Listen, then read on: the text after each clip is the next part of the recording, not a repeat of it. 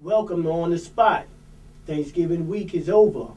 We have a lot of things in the news. We have Carlton Berkley here, retired police detective. We've had many battles on this show here. Welcome, Carlton.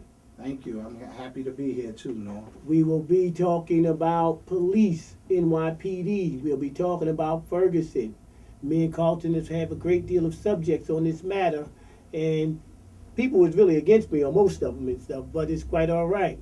First subject, Ferguson. What do you think of the verdict? Well, I'm Darren Wilson. very upset of the verdict. I know for a fact that officer should have been indicted. The district attorney, if he really wanted to indict the officer, he could have. Without a doubt. History came out that years ago, this same district attorney father, who was a cop, was killed by a black person. Without a doubt. And he became the district attorney. I don't see how he can ever, treat police shootings when it comes to blacks equally. I can't see him doing that. Well, how do a DA, which is a good subject, how do a DA who works hand in hand with the police department, then turn back around and might have to indict an officer? It's really a difficult. Do you agree? And you've been in that situation. You work. I totally agree. That's why, I believe that whenever there's a police shooting, you should always have a special prosecutor brought in with all police shootings because of the incestuous relationship between the police and the DA's office. Without a doubt. They cannot.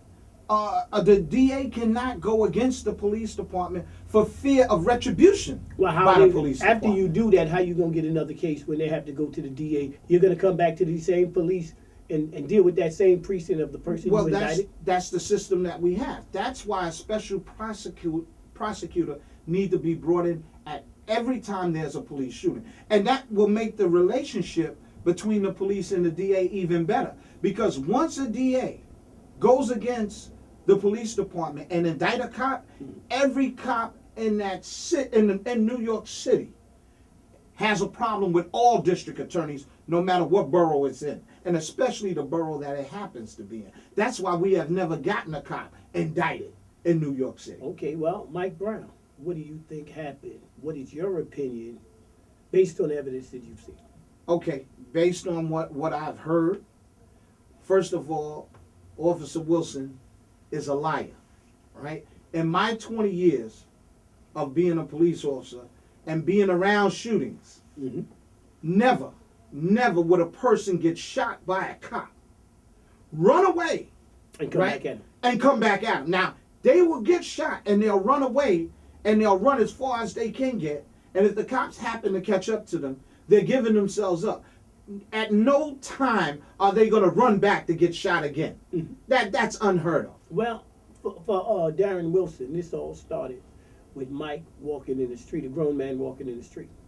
Right, that's what he said. Yeah. And he and another person were walking in the middle of the street when he got a call of two suspects possibly fitting the description. No, it didn't. He heard it, but it never registered to him. It didn't register to him. Well, that's what he said. Yes. But in his grand jury testimony, they asked, did he receive a call? And he said he distinctly remembered a call coming over. And after he saw the cigarillos. Right, and the socks, yes. and the description. Uh-huh. Right, but I'm telling you, he's lying. He's lying about that. Oh, I believe he knew, and that's why he headed in the direction of that store.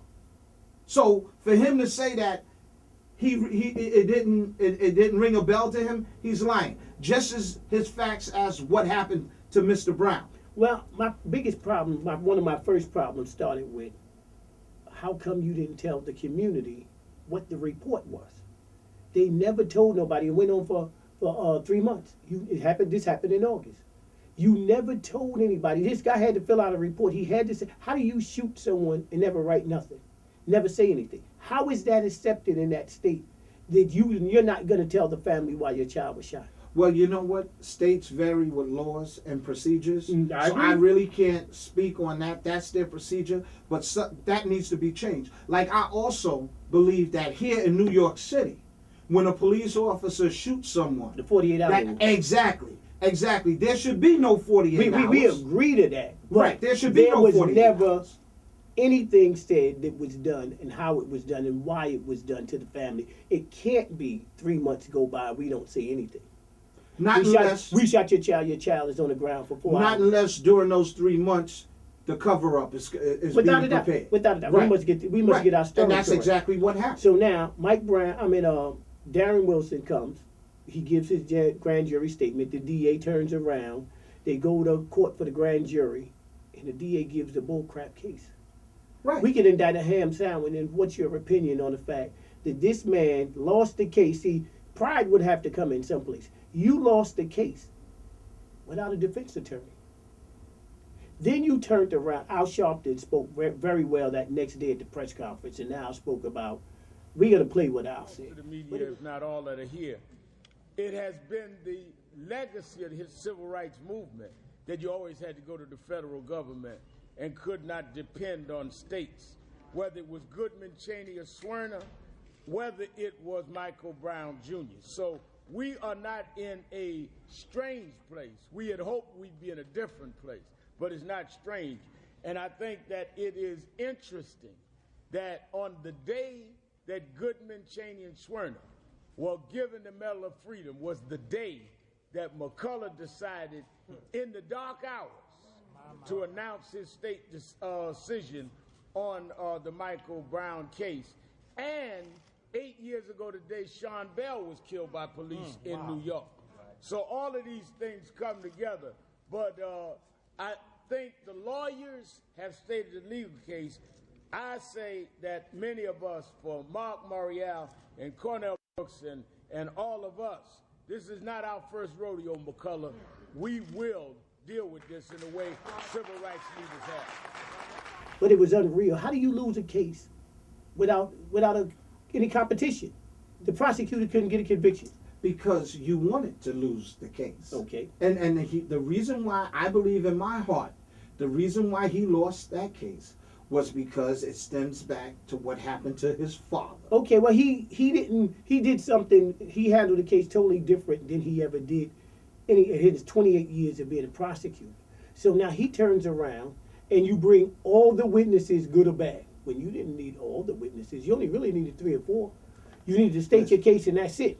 You brought a bunch of people and you say the witness wasn't credible. All he had to do was explain to a grand jury that there are a few witnesses that said that this man, Michael Brown, was shot by Officer Wilson with his hands up. That's all he had to say. And that right there would have been enough to get an indictment. That's it. What I just said. That's all he had Yes. to say.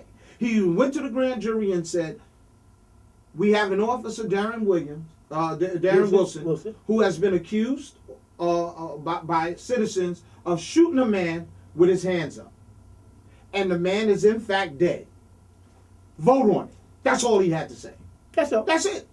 And they would have voted on it, and it would have came back indictment. Exactly. But what he did was he put in a trial.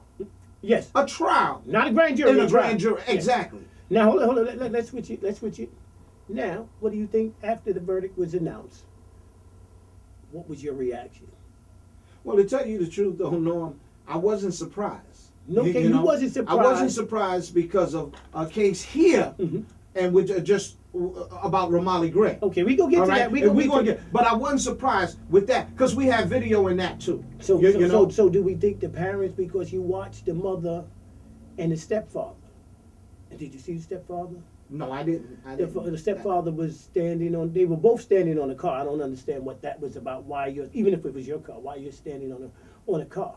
But the stepfather's out there screaming, "Burn them, F down, burn it down," and all type of stuff. And this crazy about it because they had several weeks prepare for this here. And I'm talking about the police department. So you knew that when everything hit the fan, what's the reaction going to be if it didn't go in the community's way? The police action was, let's stand there and watch them burn their neighborhood down. So everything started off, the stepfather standing out there screaming, his pants is down under. This is the husband. So now we're talking about the mindset of the people that we're dealing with. The husband has his pants down, no belt on, of course, pants under here. Now you've been around enough civil rights people these past 3 months to know and to be prepared on how we need to dress, how we need to act.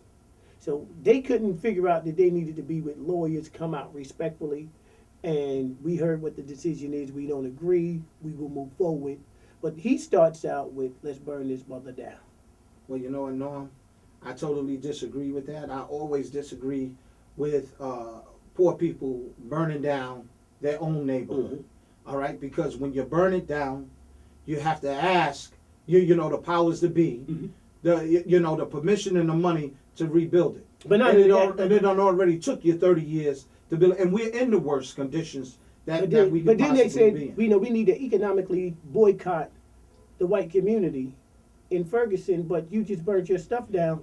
Where you gonna go? But that's what I'm saying. So I don't agree with that. I was watching online. There was a great deal of organizations that were preparing how to keep the people calm and everything else. And I do acknowledge that a lot of these people are usually from other states and they wanted to riot. But come on, man. When do we act accordingly and not the way they expected us to be? You're right. We should have did it then. I mean, tensions were high. I was upset. I'm in New York City, and I was upset, and this happened in Ferguson. But the way the folks out there reacted wasn't the way they should have. But okay, but now, here's what the people says. And then we got to talk about Giuliani, because Giuliani made a statement, which is, black on black crime. We doing it ourselves, and this is why these things happen.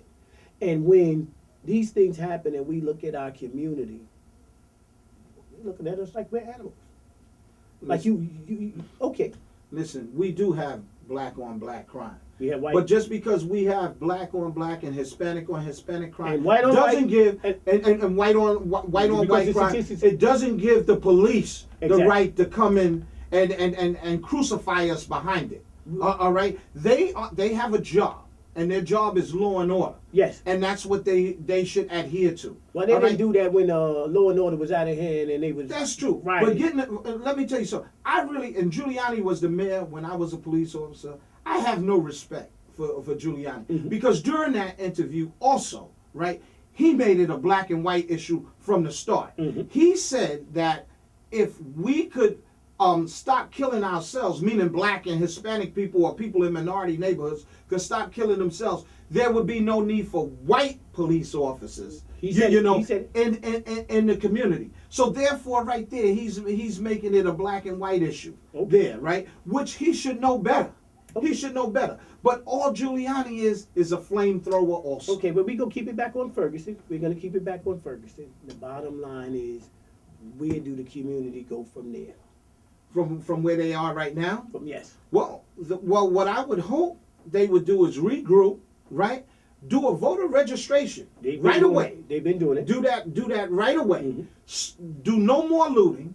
No more rioting where people property. That appears to be over with. Right. Okay. So what they need to do now is the faith leaders, along with the activists, along with the elected officials, need to huddle and decide where do they go from here. Because and what we do want, and I think Reverend Sharpton said that with his help, he will make it federal. Because we do need the feds to come in. Because the last time New York City had the feds come in, right, it was a cop who had choked Mr. Baez, right?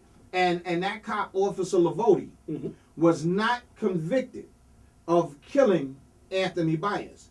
However, when the feds got involved, though, he was convicted of civil rights violations, and he went to jail for 10 years. Okay, but we're going to keep it on Ferguson. They need a political and an economic plan because they're 67% of the population, but they don't have any elected seats. So they couldn't get the district attorney out if they wanted to. Not right now. They had 53 people on the police force, three of them were black. Right. Well, this is what I'm saying. 67% of the population.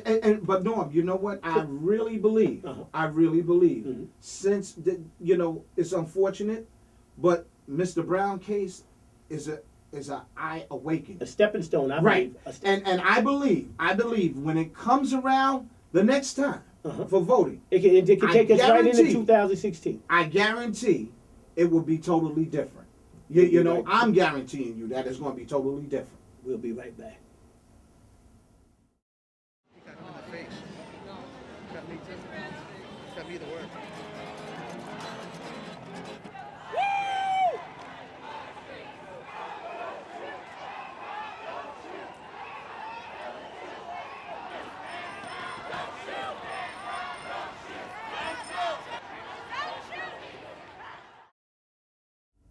We're back. Retired detective Carlton Berkley is here.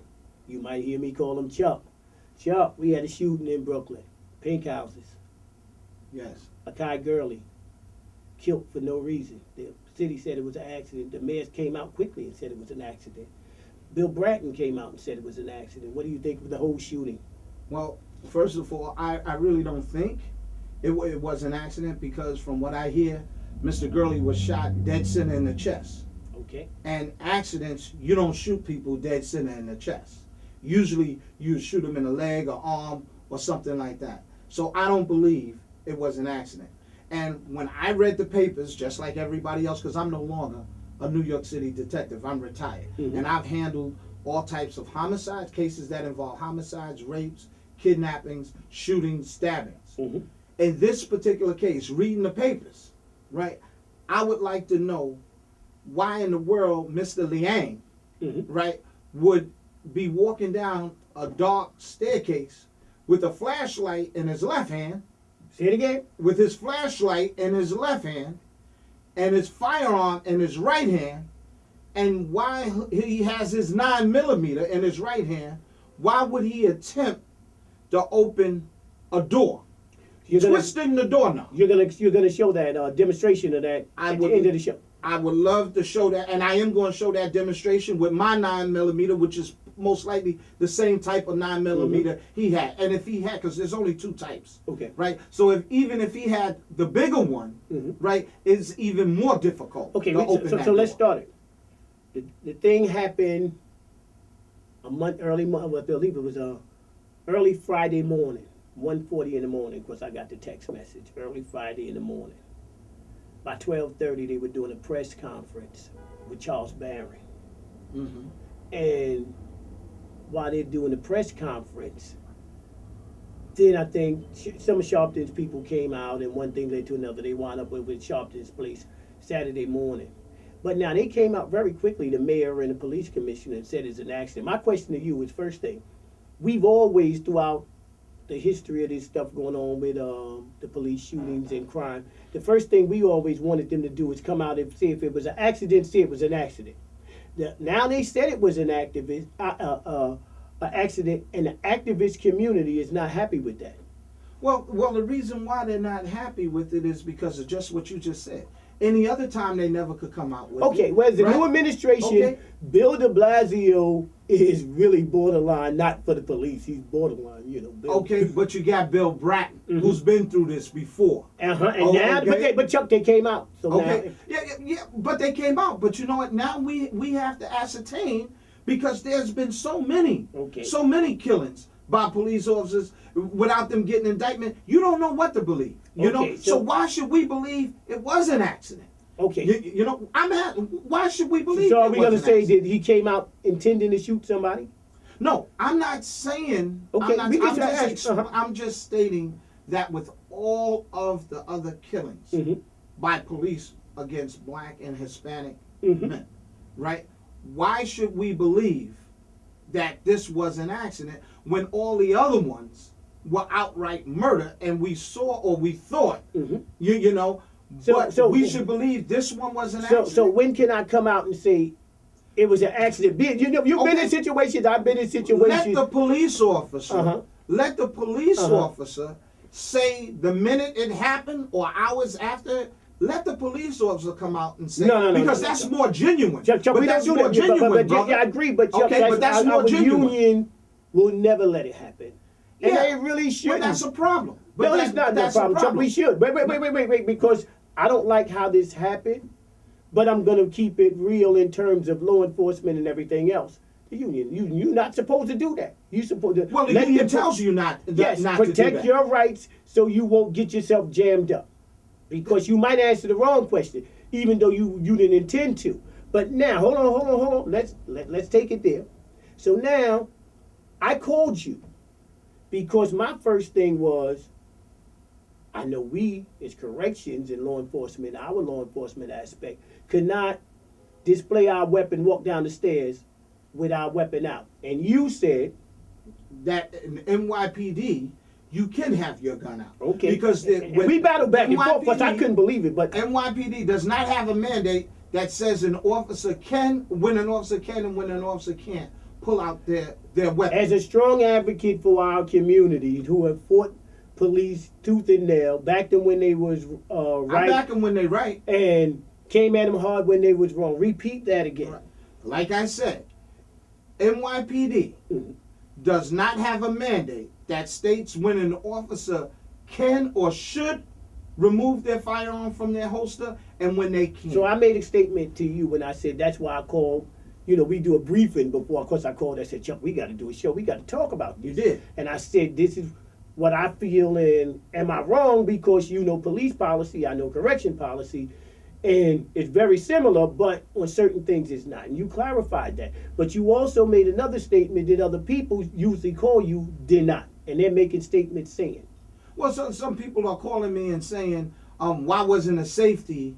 Of course, that's crazy. That's the craziest. And I have to explain to them that police officers don't have a safety they don't have on their gun. So that's why a safety, you know, the officer didn't have a safety. But no, where I was actually going is you usually speak to the Reverend Sharpton.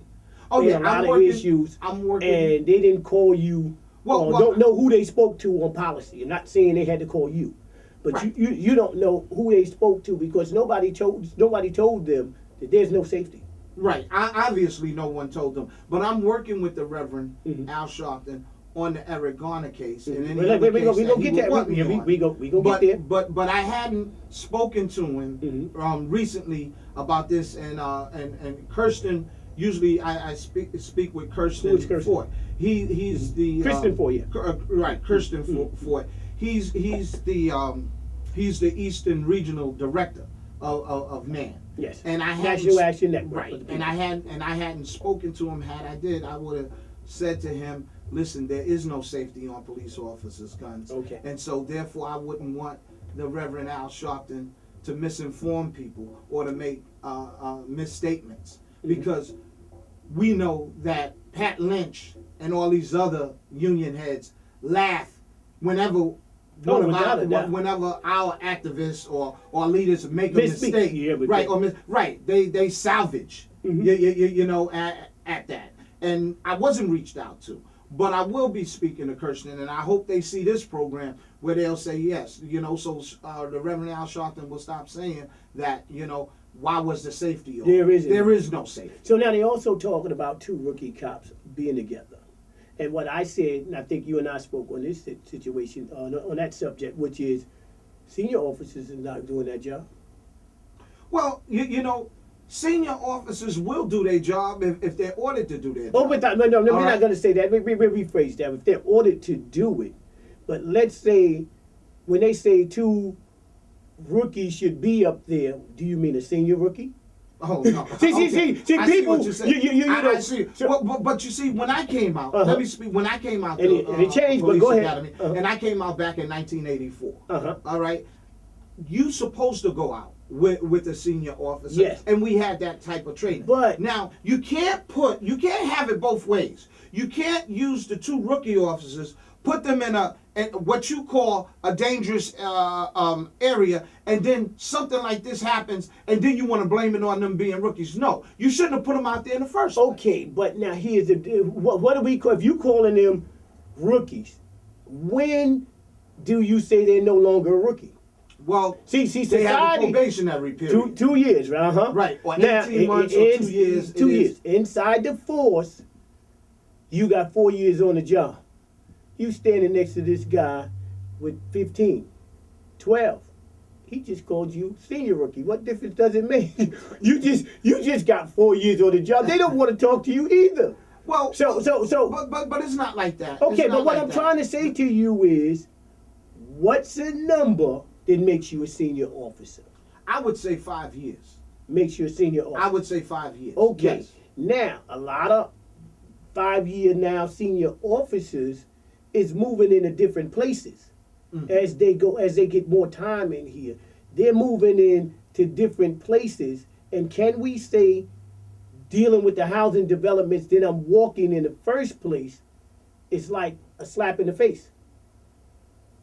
And I'm asking the question because in certain times, as you start moving up there in seniority, I don't do the same thing. That's for them guys to do. Yeah, but you know what? You owe it to the younger officers because you were a rookie yourself at one time. We acknowledge All that, right. but we Okay. talk about So what you go owe- on, what we acknowledge and what's actually happening. But- I have elevated. I no longer go and do the stuff that I did when I was a rookie. Okay. There is job for stuff that basically That's, get into the that's rookie. true. But that's the police department's responsibility Mm-hmm. to keep a certain amount of officers, right? To train these new officers. Yeah. All right. That's the Army and other military. They do it. Okay. You know what I'm saying? So now here's the question. So NYPD is a paramilitary organization, so they should do the same thing. You got 2 years. I got 5. Okay. We're in that housing development. Okay. You're from Westchester, Mm-hmm. Yonkers. You've never dealt with people of color. Mhm. My shield, I don't care if you had 20 years, my shield is no bigger than yours. You can't tell me nothing. Am I correct? No, you're not. We can make suggestions. No, Wait, no. what? No, a senior officer, Uh-huh. can report a rookie officer to the supervisor. We don't tell on each other. Well, it's not telling. It's not telling because a senior officer can go back to him and say, "Hey, Sarge, whatever. I'm not working with this guy." Yeah, we can do that. Right, Uh-huh. and the sergeant will ask why, and He looks like the the rookie. senior officer would say, "Well, he's not listening." You know, you got to make a case. Uh-huh. Because all cops, when they pair together, some cops are paired together. They don't want to be together. Exactly. You know, they go and they speak to the sergeant, and there's a separation. Exactly, So you but- can do the same thing here. Okay, but here the sergeant looked like the cop, the rookie.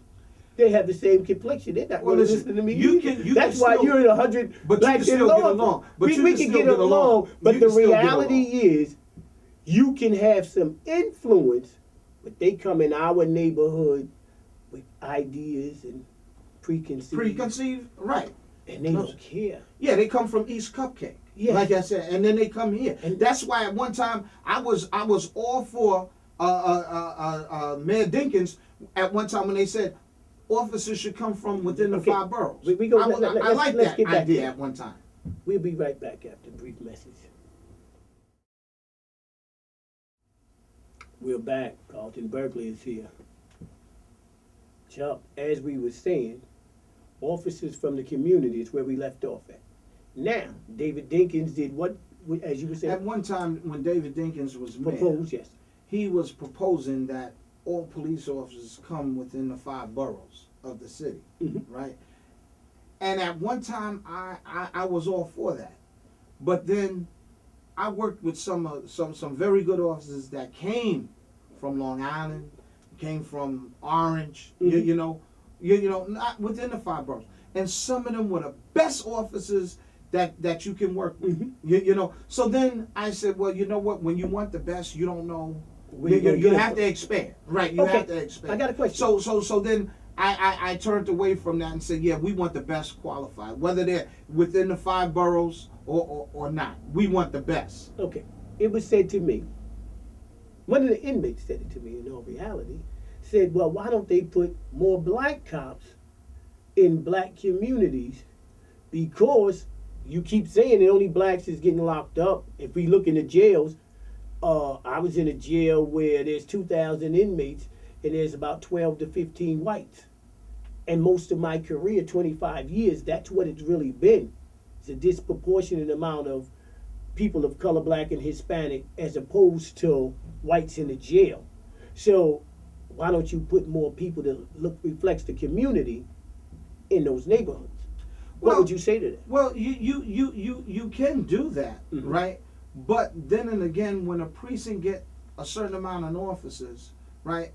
They get those officers, they have to deploy them. They can't say, oh, this officer can't work in this area because this officer is white.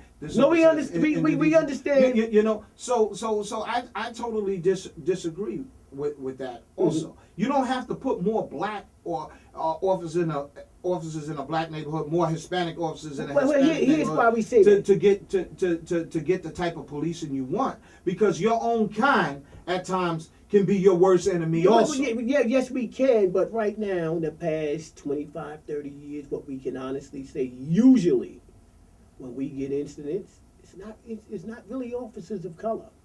Besides that guy that kicked the guy in the head for some weed.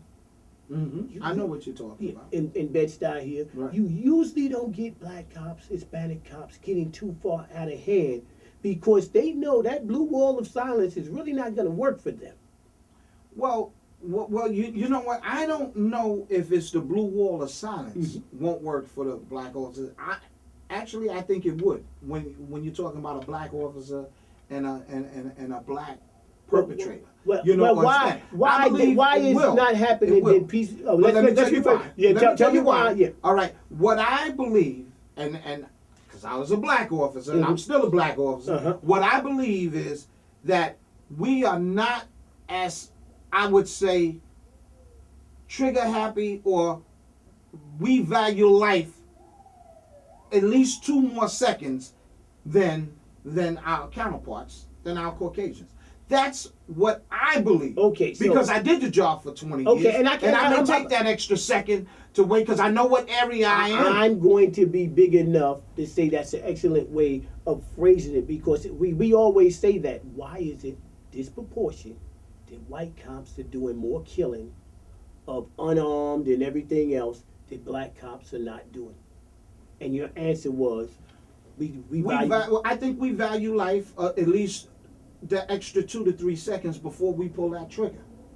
It gives us time to think about it. Exactly, and we know what neighborhood we're in. You know, and the other part of that is I believe that most Caucasian are very scared in our neighborhood. They don't want to say it, but I believe, and from my experience, and I've worked with Caucasian officers, a lot of them, when we had our little talks, right, a lot of them said that they are really afraid to be in our neighborhood. And if they weren't police officers, they wouldn't be in our neighborhood.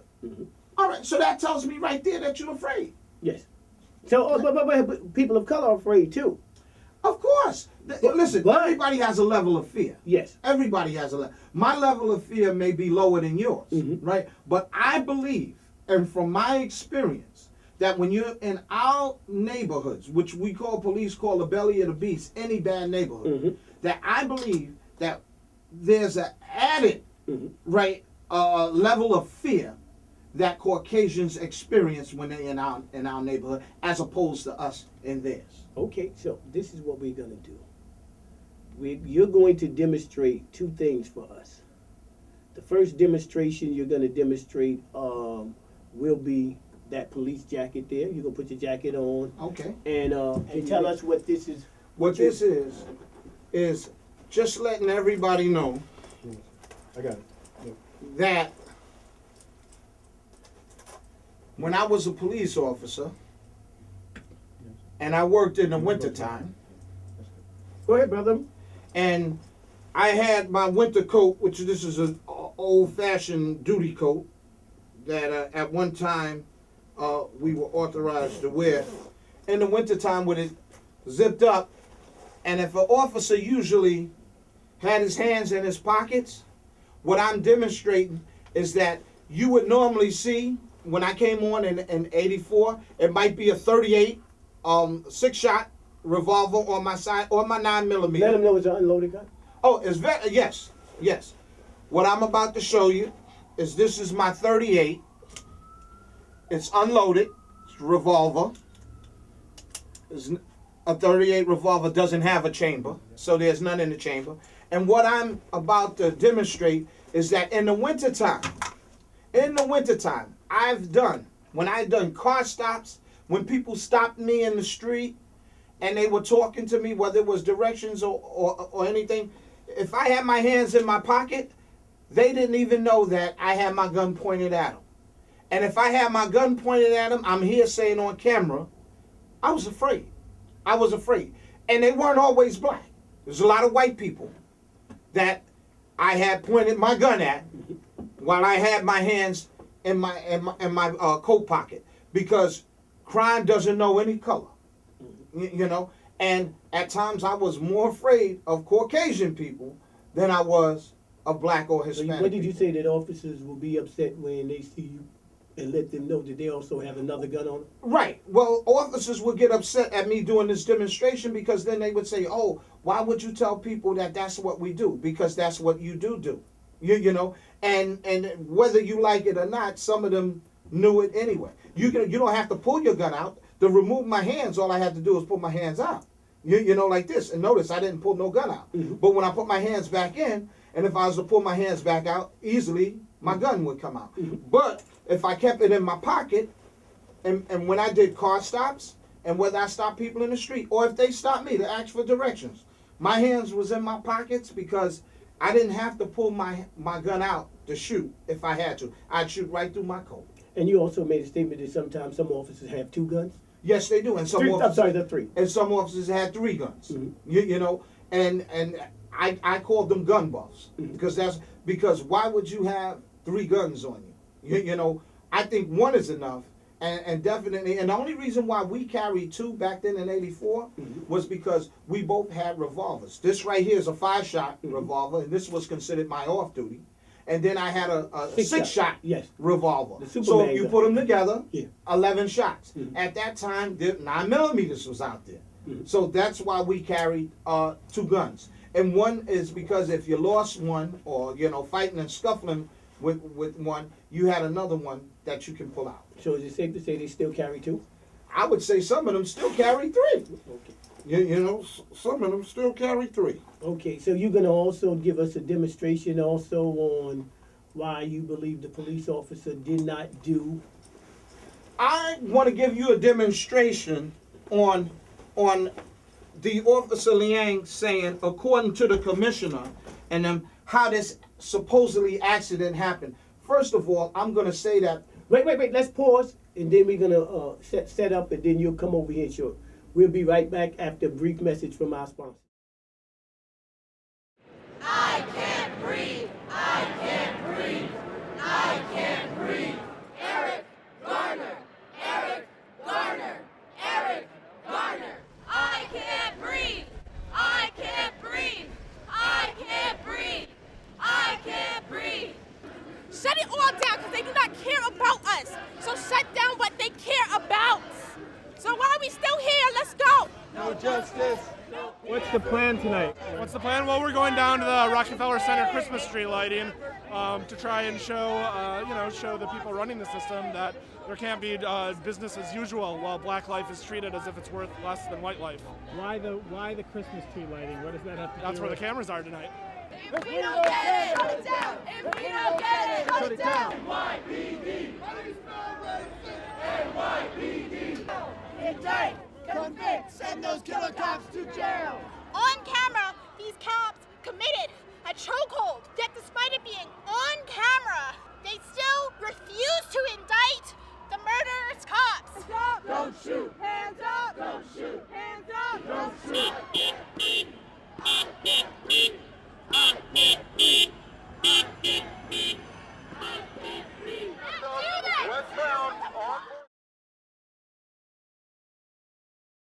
Carlton Berkley explained police officer Liang's theory on how he opened the door and shot the gentleman.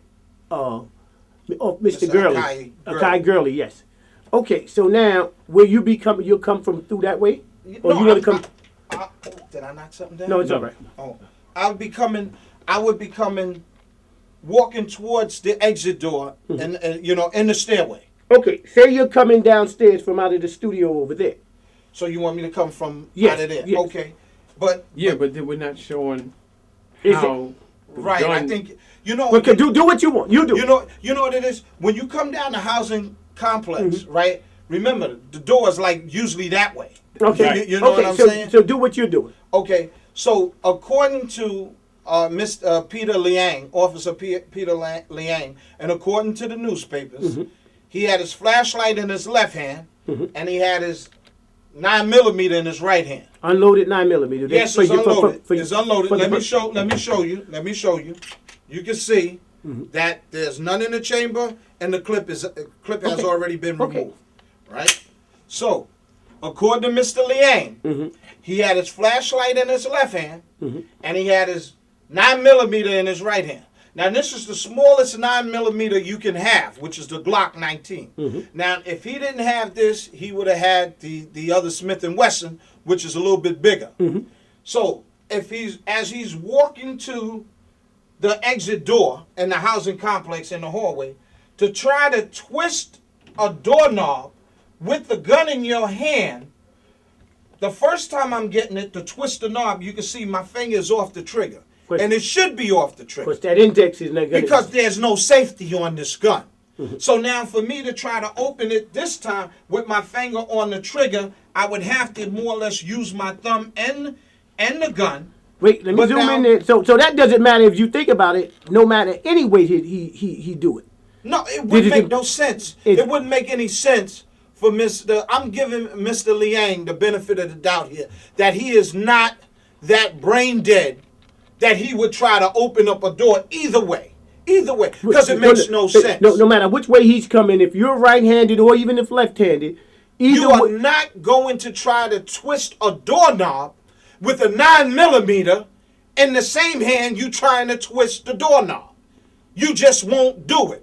And like I said, this variation is with my finger in the trigger, right? Still difficult. You're still not going to shoot nobody in the chest because you can't shoot someone in the chest that way. Well, depending on if he was standing on the upper level and I think Mr. Gurley was on the lower level, you can aim that. But you're no longer, when you come to the stairs, you're going to now be level. I see what you said, You're going to be level on the same floor. Exactly.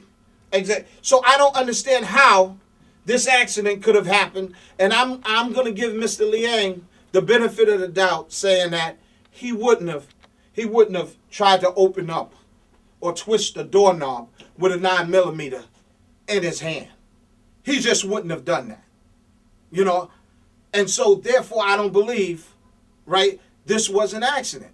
What I believe is that this takes me back to Stansbury case, where you had an Officer Neary who was doing a vertical on the roof, and as he said he was about to open the roof door, Mr. Stansbury was coming through that door, and Mr. Stansbury startled him, and as he dropped back with his gun in his hand, he let the round go, which hit Mr. Stansbury in the chest, I believe.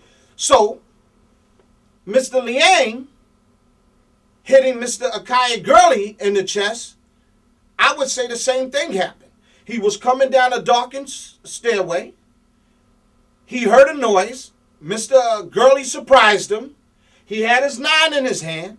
And by him being startled, he probably turned and he let a round go, because you do get tensed. You can get tense. It only takes 2 pounds of pressure to pull this trigger. You know? So he probably got tensed and let the round go. But the cover-up is I was trying to open the door, twist the knob with the 9mm in my hand, and that's how the round was discharged.